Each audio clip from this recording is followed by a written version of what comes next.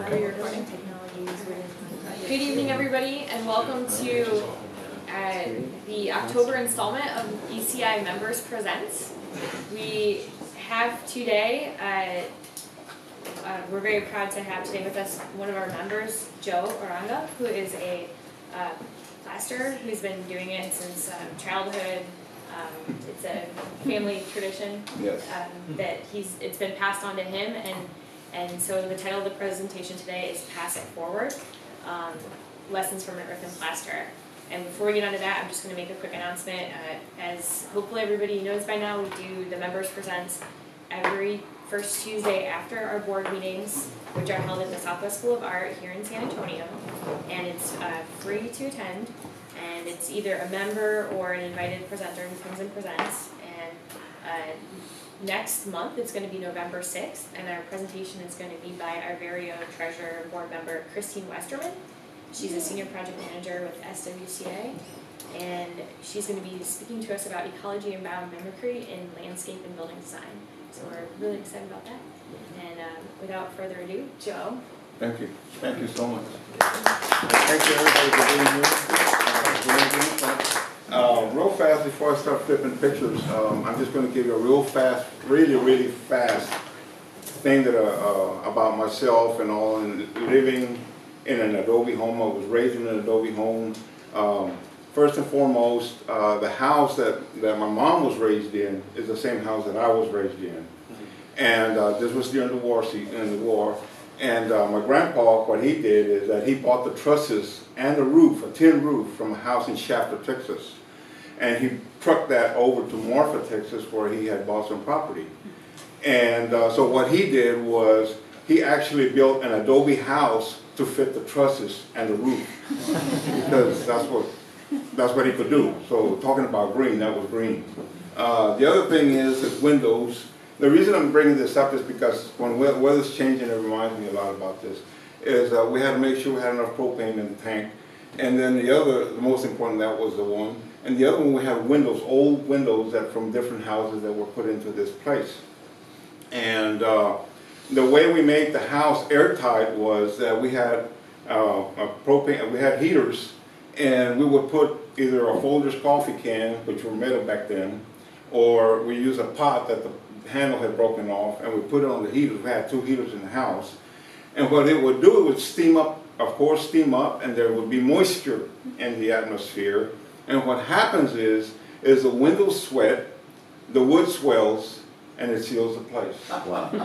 So that's how we sealed it. That's how we kept the cold air out. Basically, we did this every winter. This was normal. This was part of living in an adobe home. My uncle, I remember going into his house, and he had earthen floors and stuff and so forth. And one of the things that I remember when I smelled linseed oil is that it reminds me of going to their home and visiting, because they would put linseed oil on the floor, and that's what they used.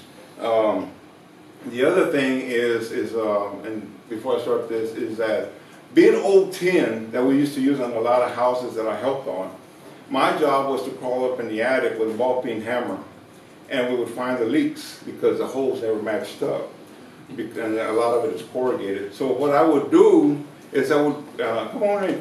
What I would do is I would go in up in the attic with a ball-peen hammer, and either my dad or my uncle would be up there, and they'd say, this is the one, or they'd poke a nail or something in there so I could find it. And their job was to hold a 2x4 where that hole was. My job was to dimple that hole up. So when the rain would hit, that dimple was up, so the rain would hit, but the water would run around it. And that's how we repaired roofs in old houses. So that's just some of the deal right there. I mean, I could go on and on and on and on. For many years, I was my uncle and my dad's portable mixer. I'm the one that did the mud. So I was a portable mixer that went along. I did go to school. I did learn how to become a machinist. I worked in the industries, power plants, yada yada, and did all that, but always miserable because I hated the chemicals, I hated what was happening to me and so forth. But I was always doing side jobs. Even to this day, I'm always doing side jobs. because I'm passionate about what I do. I love mud. I'm, as per se, a mudslinger for a long time, and I'm like a fifth generation mudslinger that I know of. The reason I titled this is Pass It Forward is because my mom taught me how to dance, and we used to dance all the time. And as I grew up, and then I used to dance with my daughters. And then I realized that what she gave me, this gift of dance, was that it was a gift that keeps on giving.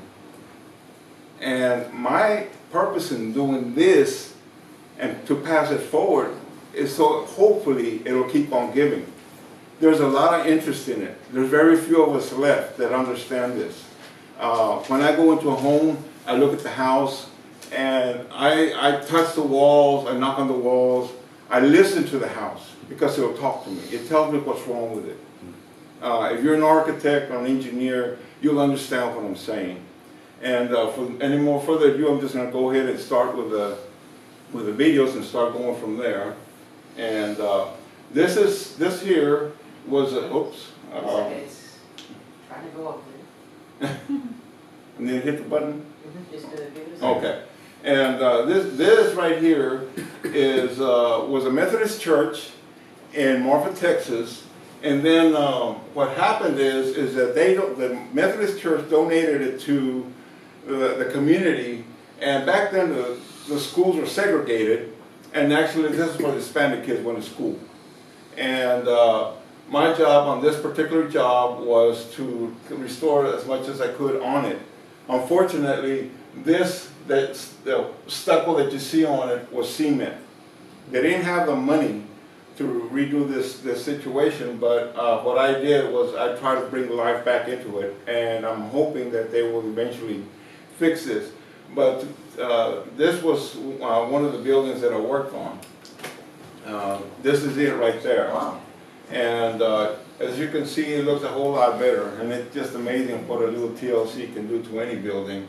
It still exists. Over here they have put a plaque of historical plaque and so forth, and so it's still there, and you can still go there and tour. This is in Marfa, Texas. This is a St. Mary's Catholic Church. It has a tower. It's over 100 feet tall. It has 3 bond beams in it. All the adobes are 16-inch, and I redid the confessional. So in there, and this is one of the windows. That this thing was falling apart, and I did the floor in there. This is just another picture of it right there. And they wanted me to stucco the outside of it because it was failing after so many years. Unfortunately, someone else came in and mentioned that they could do it a lot cheaper because they're going to use synthetic stucco. A few months ago, I went to West Texas to pick up my mixer and some stuff that I had over there, and I looked at this. This stained glass window was already crumbling. The tower was starting to lean, basically because that stucco is a plastic. It is something that is holding the water in, and what it's doing is it's starting to sink in. I told the committee, I mean, I couldn't preach any harder than I did. The only thing I didn't do was pick up an offering on that one, but anyway. But things like that happen because a lot of people are not willing to listen. And this is another project that I did. This is another church. This is in Culberson County. This church was built somewhere in the 1800s. And what I did, I restored all this piece on the bottom. This is an adobe building. They have a lot of weddings here because of being Valentine, Texas, and a lot of people send their Valentines to Valentine, Texas, so they get stamped with Valentine on it, and that's where they'll send it back to their brides and so forth. And this is another one of my projects there, and there's a restoration on the woodwork there and so forth. And I did some restoration on the adobe structure and the parsonage. This is in Jeff Davis County. This right here is as you can see this right here, there's two different kinds of soils here. Actually, I had three. And the rancher, the owner of this property, had some good places. So what we did some looking around and so forth. And this is the gentleman right there. He's Jitter. Oh, actually, this came from Jitter. And I got that machine in 94, 93, and they work. They're workhorses. This is the one with the handles on it. I did have some welds that busted. I did wear out the engine and some other stuff, but that's just wear and tear. But it's still going, and it still goes strong. We make this chute right here. And that right there, that black thing right there, is actually a mud flat from a tractor trailer, so that we could just scoop the dirt in there. The backhoe, we use the backhoe part to scoop the dirt, bring it up, and drop it on top, and have one guy just pulling it in, and then we stack. That's how that went. And this is out there going towards, oh my gosh, towards Alpine. And I'm just going to keep on going. Now this particular job right here, this is in Marfa, Texas, and as you can see, like right in this area here, there's some old adobe homes, all this in this area, that are actually falling apart. There are older adobe homes than this that are plastered with lime and look a lot better than these. The problem with these is concrete. That's the issue. Concrete does not work with earthen adobe.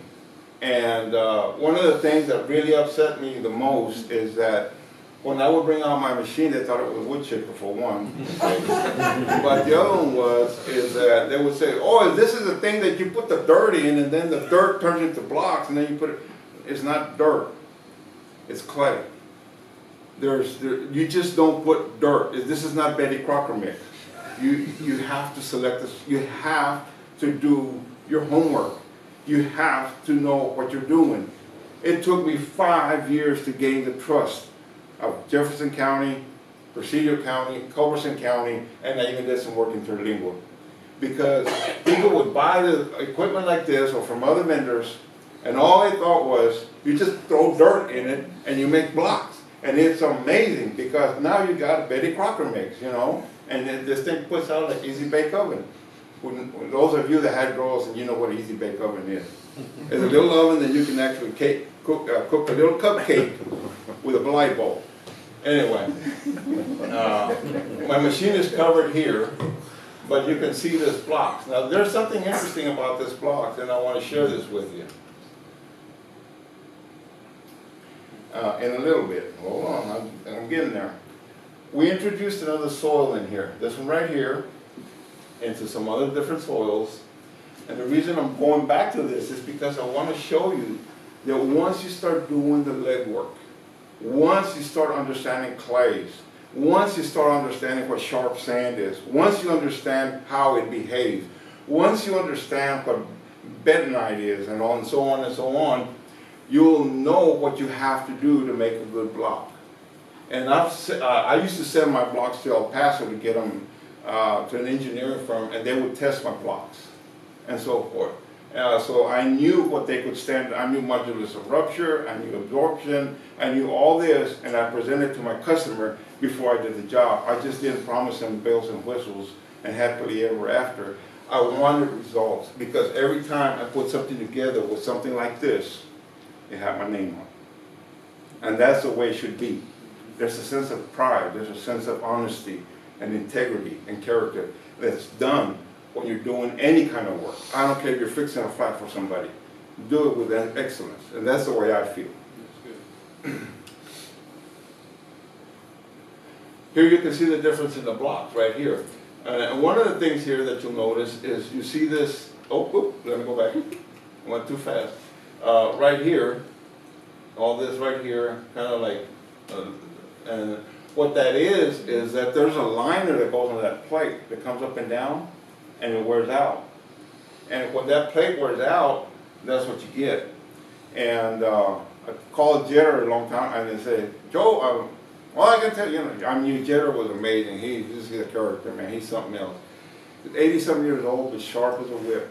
And anyway, he said, do this and do that. I said, okay. He said, well, you can't find that there in West Texas and also. Anyway, long story short, what I did was I bought tubes of it's kind of like a silicone caulk that is used on windshield. It's black, it's gooey, but it's rubbery. It holds up to the sunlight. It doesn't fall apart, yada, yada, yada. And I put it on this piece right here, and that thing, it kept cranking. But it's got to dry. The only thing is I had to call him back and I said, how do you get this freaking thing to dry? He says, well, what are you doing with it? He said, I told him, I said, I got to sit down in the sun. No, you got to put it in the oven. You got to bake it. you know about it. And anyway, long story short, I've known him for years, so he's a lot of fun. He's been great for me. This is the house that I did there.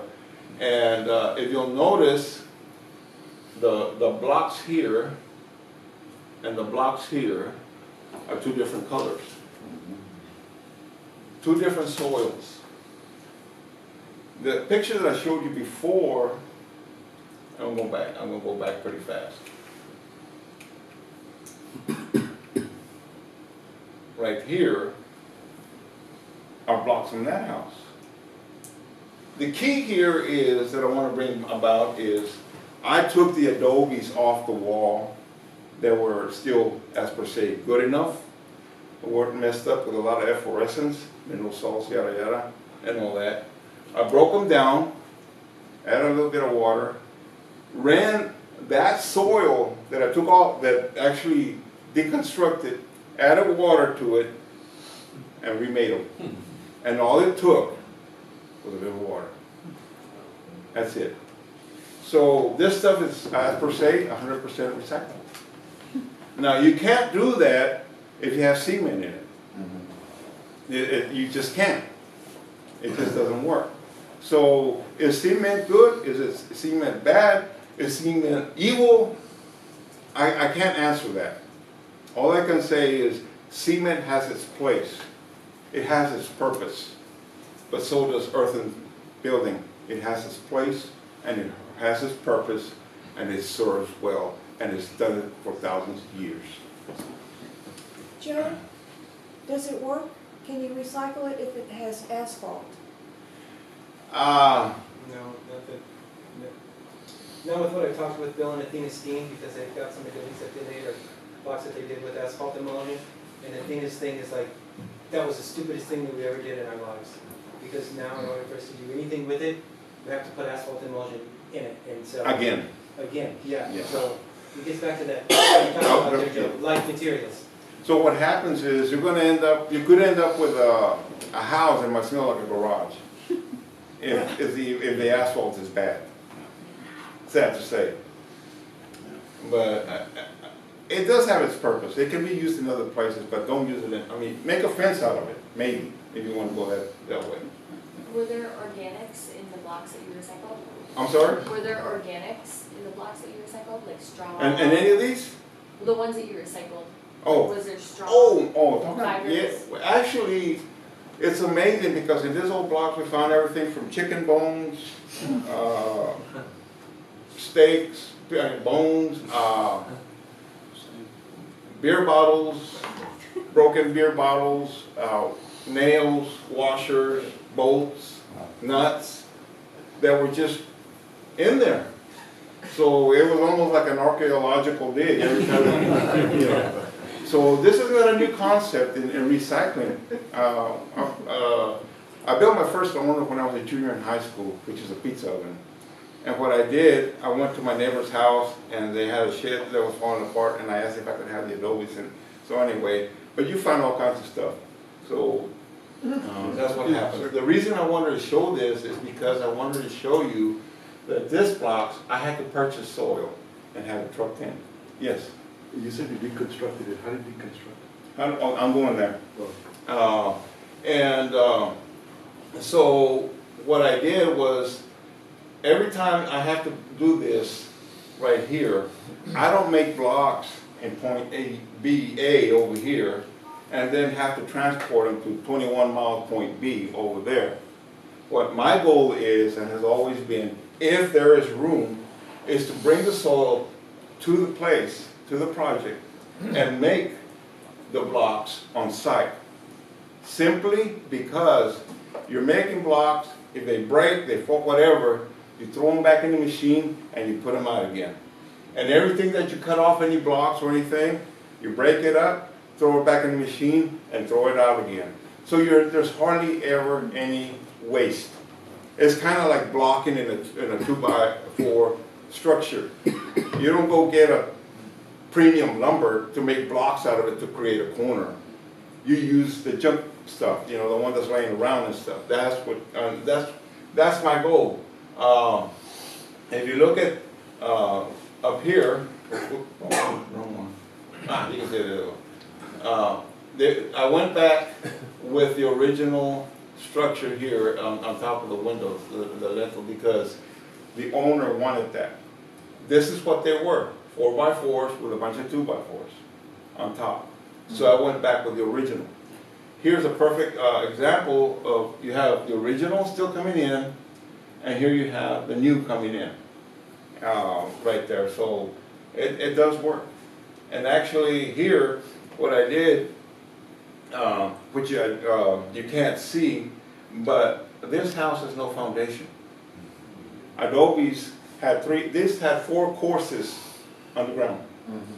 So what I did was to strengthen this corner is that I made stabilized block. Like I said, I use cement, and I made some stabilized blocks. You see one right there, you see another one there, and what those blocks were down here. So I did use stabilized blocks on this particular project. What destroyed this place was that they plastered it with concrete. That was the main thing that happened there. But you just use stabilized blocks underground? Yeah. The rest of it? And that's it, yeah. This is kind of, when I came into the house, you can see how it was falling apart. Right here, all this, up here, all the delamination and so forth.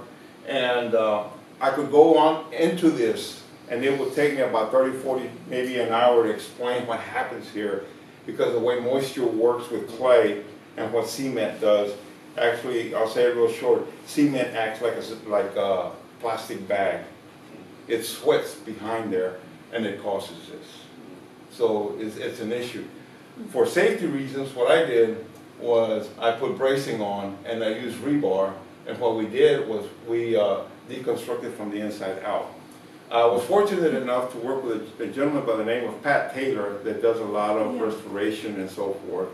And I picked up some things from him, and not only that, I was fortunate enough to teach some classes with him, so that was a lot of fun. And so that was cool. And here we go. There you can see where we actually deconstructed this to the point where it was still fairly decent, and then we tied in. Another thing that I did in here, and as I was stepping all this, is that I used, I may not know the correct terminology, block wire, ladder wire, Z wire, and I think you understand what I'm saying. And so what I did is I would tie in some of that into here, into this corner. This gentleman right here actually is from Germany. And the only one thing he showed me was Marschlamm, which means something like that. Anyway, more mud. And I also work with Koreans and some other.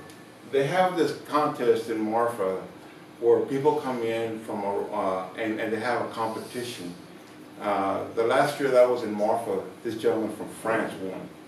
So there's a lot of stuff going on in Marfa, and with earthen building and so forth, box cars, and I mean I can go on and on and on.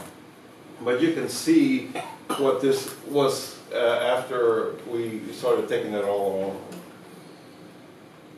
There's part of it right there, and it's just showing the bracing and so forth before I started to deconstruct. This is the inside of what you saw from the other side. And it may look like a spider web, but it's safe. There you go.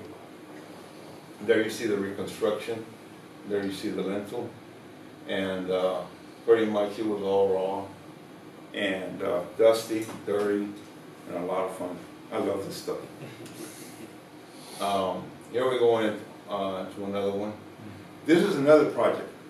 This is in Loving County. This is a county annex building there. This is made with compressed earth block. And as you can see, there's a lot of test site things going on here. There's a lot of issues with this building because nobody knew how to plaster this thing. It was an animal that they couldn't tame. Anyway, so when I came in, let me go to the next one. This is kind of what it looked like. They had other individuals come in that were professionals in plasters and all this kind of stuff. And this is some of their stuff that they did up here. And then they did some inside and these right here. And then I came into the picture, and these are the two that I did. And when I came into this project, I got a call with Martha, and I got a call, and the judge called me and said, "This is such and such, Judge so and so, and from Loving County. Is this Joe Uranga?" And I said, "Yes, sir." And I'm like, "Oh my God, what did I do? Own money? Did I unpaid ticket or something?" And I'm freaking out. He said, "I hear you do plastering." I said, "Yes, sir." Because I never advertised. Everything was word of mouth. And long story short, they came to Marfa, and I toured them around some of the structures and buildings that I worked on, the Marfa Library and private home, yada, yada, yada, yada. And he said, "Can you be there next Monday?" I said, "No, sir. I got to finish the project I'm on right now," which is the one you just saw. And then I'll jump over there and get started on that one. And they insisted that I use this stuff right here, this yellow stuff. You see it there, you see it here. What that is a plastic lath. Metal lath and lime don't like each other because it'll rust bad and fast. I've got pictures to show that in a little bit. So it doesn't work. So they insisted that I do this. Well, you know, don't bite the hand that feeds you. So I compromised and I said, "Let me try it." And so this is my test right here. And they liked it. Went over before the county commissioners, did the whole thing. I got drilled again. I mean, drilled again. Not only by the builder, but by the county. So they started doing that. This is the inside of what you were looking at a while ago. This is the scratch coat. This is lime. Nothing fancy, nothing to talk about, except it's 3 parts sand and 1 part lime. That's all it is. It's that easy. That's over your laugh. It's easy. It's not. This has been going around for thousands of years. Yes, sir. But you're protecting it from the elements too. Yes. Well, the thing is that Loving County is so freaking dry that what happens, it'll flash. Flash means as soon as you put it on, it starts to dry, and it contracts, and it doesn't cure. It doesn't settle in. It just goes and that's it. It stays there. So what I had to create was create an environment that would create moisture and hold moisture in there to give this a chance to do what it needed to do. Because the way I see it is the way I explain it to my customers is if the plaster is comfortable, it's because the one that's working under there is comfortable. If that makes any sense, okay? So this is a scratch coat, and I did here. I told the guys what to do, and then the county wanted me to do this, put this stuff on, this bonding agent.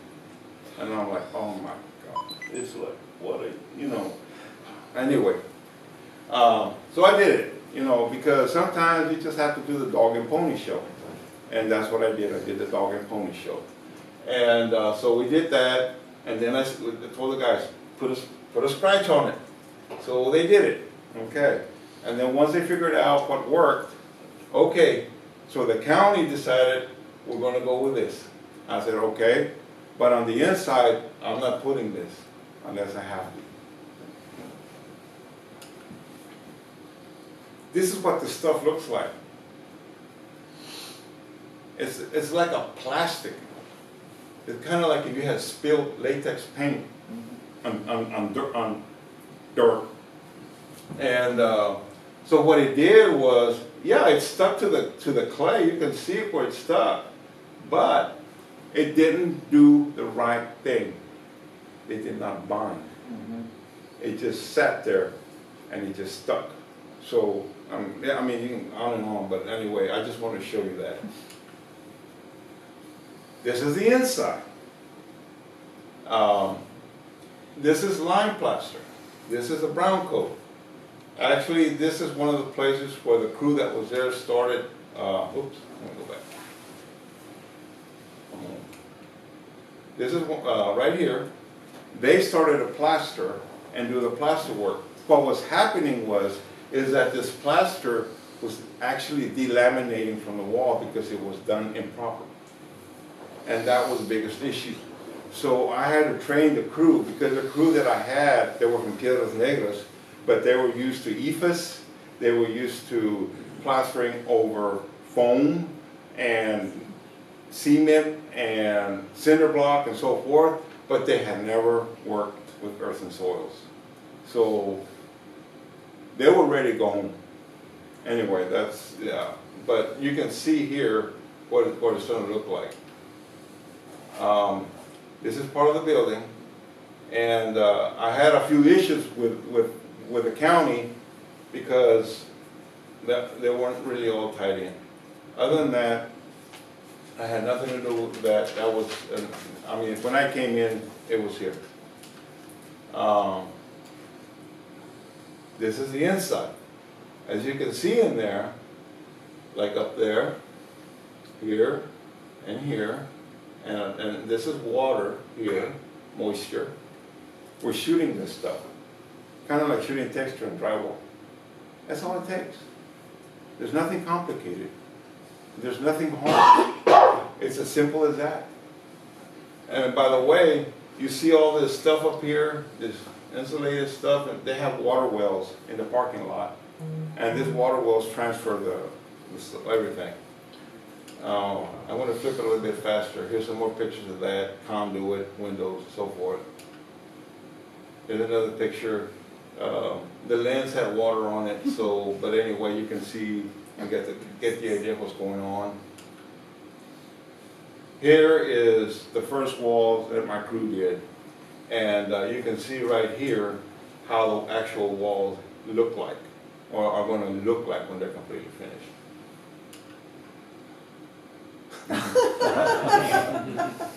And this is some of the walls that were being done, and this is the wall that had all that mess on it right there, but that's the scratch coat.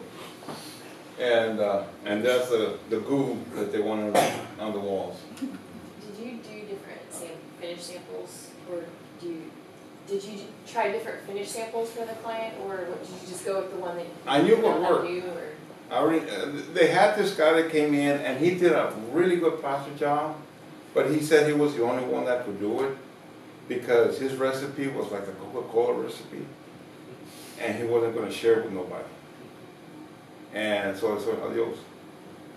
I went in there to train. I went in there to equip. I went in there to accomplish a mission. I went in there to pass it forward, and that was my goal. And I got paid for it, which is even better. Here you can see dry, and here you can see wet. Now if you look at this, you're thinking, that's not lime. That looks like sand or mud or anything. That's what it looks like when it's wet. And the biggest mistake people make is, oh, it doesn't have enough lime in it. Put more lime in it. It's got to look white.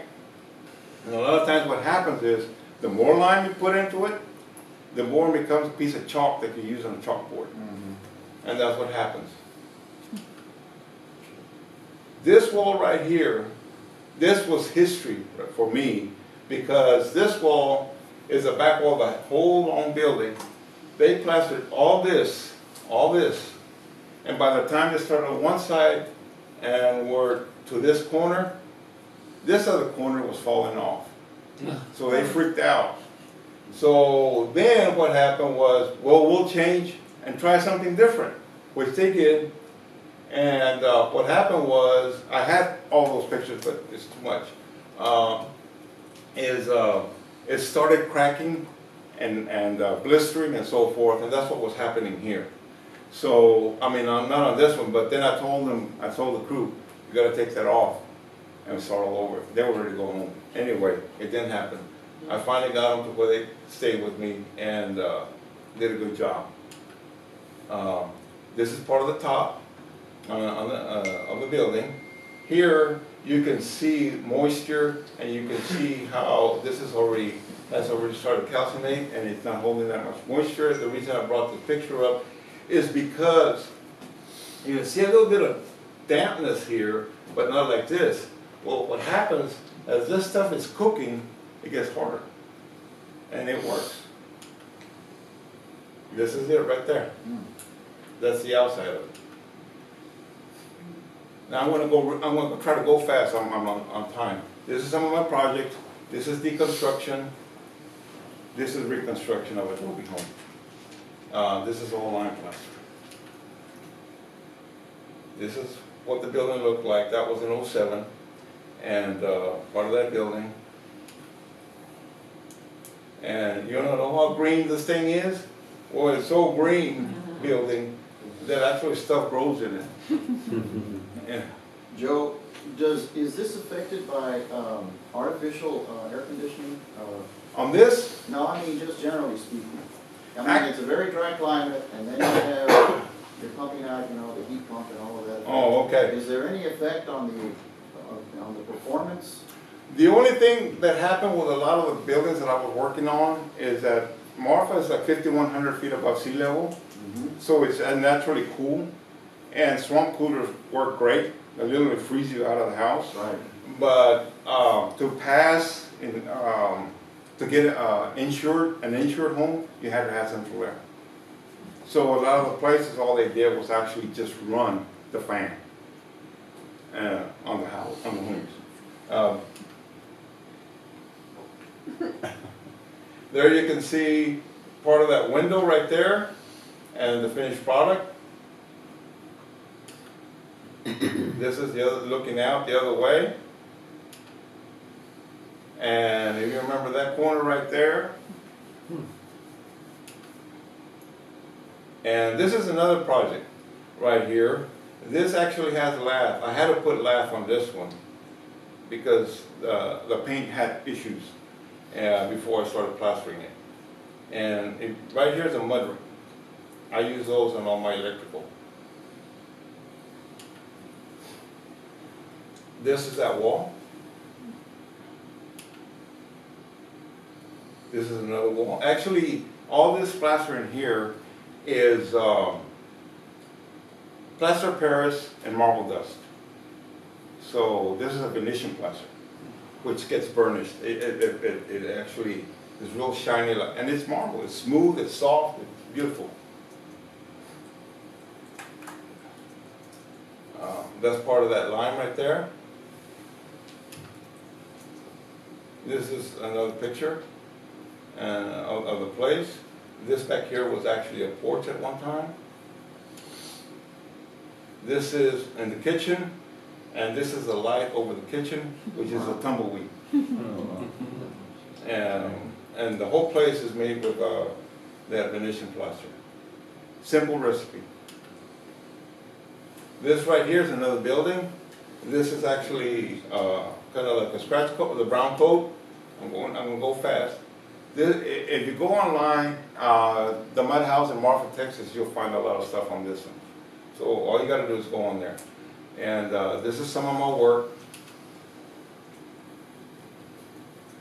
This is the, some of the finish work here as it's drying. And this is one of the windows. If you notice, the lintel here is on the corner, right here, but the concrete only goes here and here and down. Actually, there is concrete here, but it's plastered over. So you get this visual of only concrete right here and here. Amazing work. Oh, and by the way, this house was done with mud, and I had manure and stuff, so every time it rained and it was the wrong stuff, it smelled bad. The house really smelled bad. Anyway, this is the inside of that, and that's the finished color right there. One of the reasons this color came out so vivid is that El Paso, 200 miles, Marfa. I actually trucked in 60 yards of sand from El Paso to Marfa to do this job because this sand is loaded with mica. And mica puts out a beautiful, brilliant reflection. It does a beautiful job. If this would have been done in white, oh my gosh, man, it would have probably blinded you, you know. I mean, it's beautiful. It's just that mica is amazing. But anyway, sands are amazing. This is what the walls are terrible. So this is, if you look closely enough and you pay attention, you'll see screeds right here. What I do on the walls that are so uneven and so forth, I create buttons. And then with those buttons, then I create screeds. After I create screeds, then I create fillers. And then after I create fillers, then I do scratch coat. And then after I do scratch coat, then I do brown coat and then finish. This is some of the, it rained on these. This is some of the colors that I put together for the customer. Some of these are ochres and oxides. And, you know, A, B, C, and so forth. The testing part for me was this right here. For the customer, I did it here. This is basically the color that you're looking at right there. And here's some more test colors. And I play with it. And that's the only way I could put it to you. And you can see cracks and so forth. I don't care about that. I know what I want. I know what I'm looking for, and the colors and so forth. So that's really what I'm shooting for with ochres and oxides, all natural. Is there any kind of wire? No. This is all old school. There's no wire. There's nothing except Adobe and lime. Yes, sir. Those adobes are cleaned off though, there's not dusty or anything like that? No, no, these are cleaned off, and also what I do is I actually put lime water on them. That's as per se my primer. Yes, sir. Do you point the joints prior to the coating of the plastic? You know, because they've got some pretty... This right here? No, on the existing Adobe, where the line of the joint is. Oh, right here? Over there, it looked, no. Oh, right here? No. No. I can't, my hearing is terrible. Yes, the mortar joints, I think, is talking about. The motor, oh, like these? Yes. Okay. Actually, the people that did this job, that's the way they did it. So, there was a lot of stuff going on. It's great to hear you say about the lime water or the lime wash as your primer, because I've gone to that same process whenever I'm working with an Adobe material, anything like that. And I know it's ready to take a lime when I'm not getting any more dusting coming off of it at all. Exactly. And then it's bonded into it, and then you can go directly on. Exactly. And Exactly. And those are skills that you learn. I don't find that in textbooks. No. The reason he knows and I know is because we've done it. We've been in the batting cages doing this stuff. And this is something that needs to be passed forward. And the whole house is done this way. This is how I do Adobe. No lie. Because no wire. And you hit the nail on the head there, Joe. That technique right there, cleaning those Adobes and putting the lime water or lime wash on it, that is lost. Exactly. Exactly. Because you're getting penetration. It's not like that plastic stuff. You're not getting a coating. What you're doing is you're getting a penetration. And lime and clay love each other. They just really want to bond together. We're the only ones that I've ever seen do that. Yes. It works, and this right here, oh yeah, right here, this is the bond beam, right there. So that's why you see that right there. But this lime is amazing when you put it with clay. It's almost like Roman cement. Almost. This is not it, but it's almost. You know. Joe, do you ever have problems with the mortar being inferior and bleeding through or showing on the finished product? No. I've never, actually that place, I had pictures where when we're taking off the plaster because it was coming off in chunks. Where the wire was so rusted it was just coming off in little pieces, some places big. But the wall was just peckered with nails. It was just full of rusty nails. And we literally spent a few days pulling nails out of the walls. That's how bad it was. I mean, that's what really, it's just not knowing. That's what it amounts to. This is another one. I'm going to go fast. This is another remodel.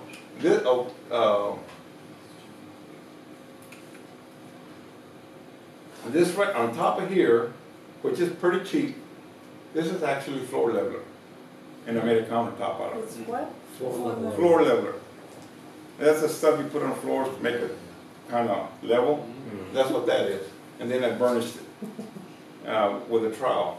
And what you get up here, all those marks and stuff, is from the steel.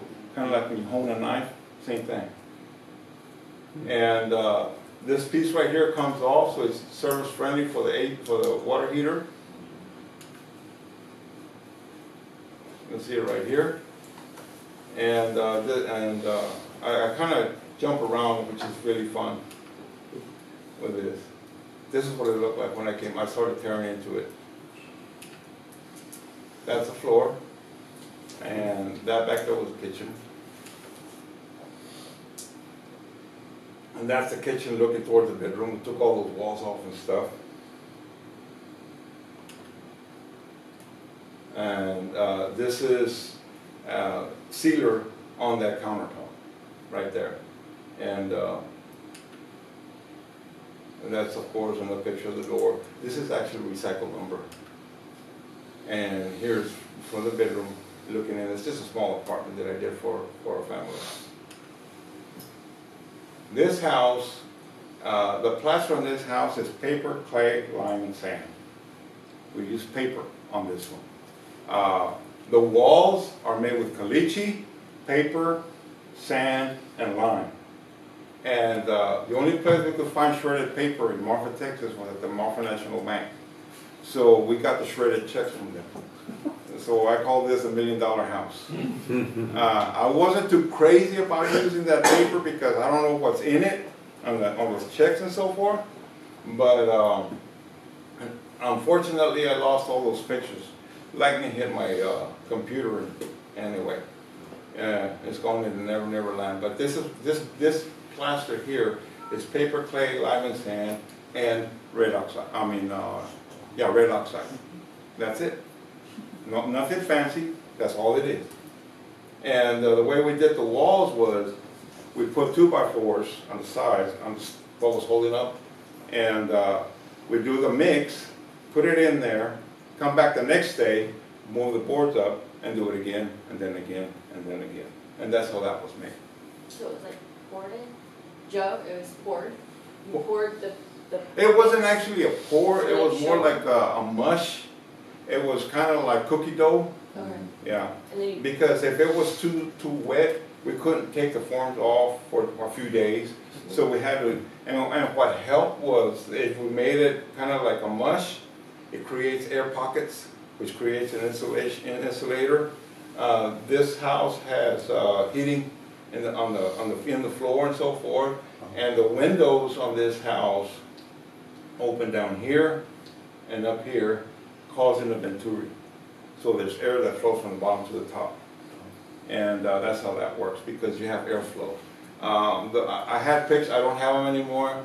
The roof, the ceiling, there's only ceiling up to this part of the house where the kitchen area is. All this back here with all the bedrooms and the bathrooms and all that is all open.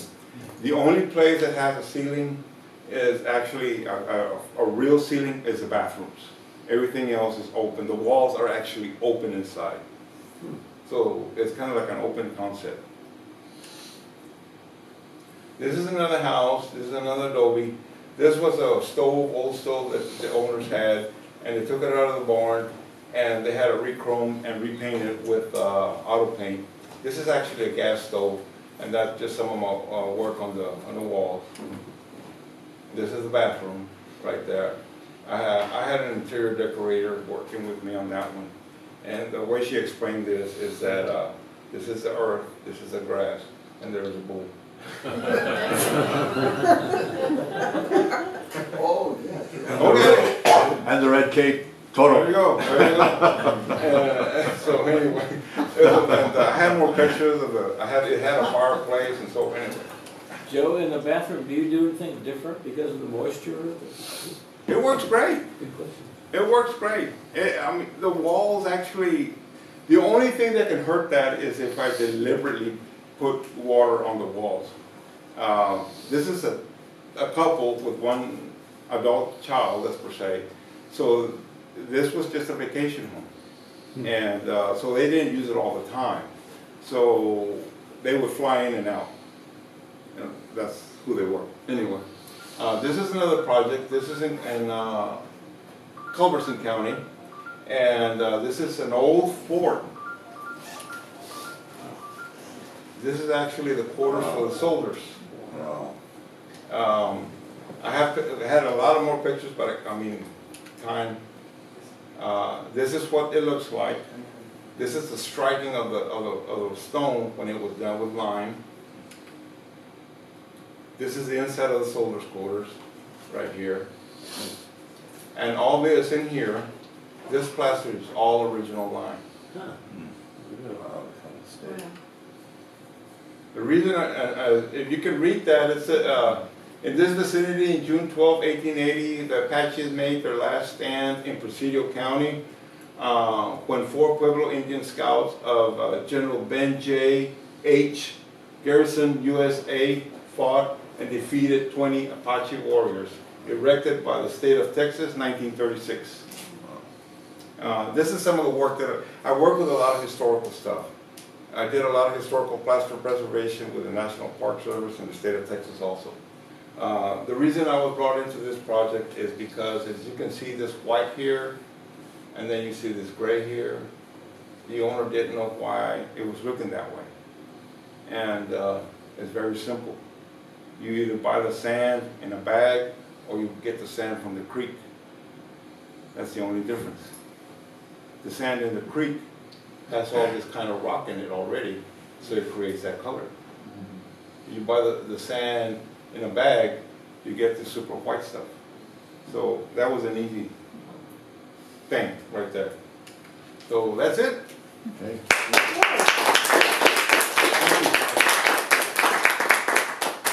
Thank you very much, and I appreciate what you're spending time here, and I know it's late and so forth, but in closing and stuff, I just want to say thank you, and let's pass it forward.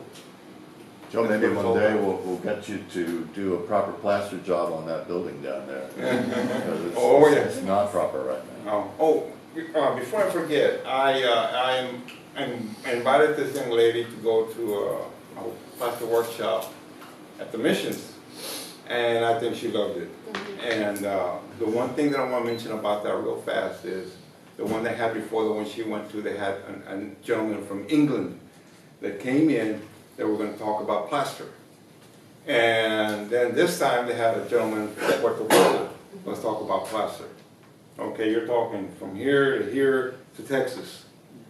What's interesting is the recipes are the same. The words are different. And I love it. I mean, talking shop with these people is amazing. It's like talking with Tim. I mean, we can sit down and talk till we're raw in the mouth, man. But we just, the combat stories and so forth. But it's cool. That's what this is all about. And that's it. Thank you. Thank you.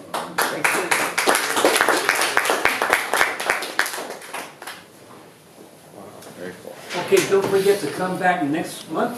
I'd like to see y'all again. We do these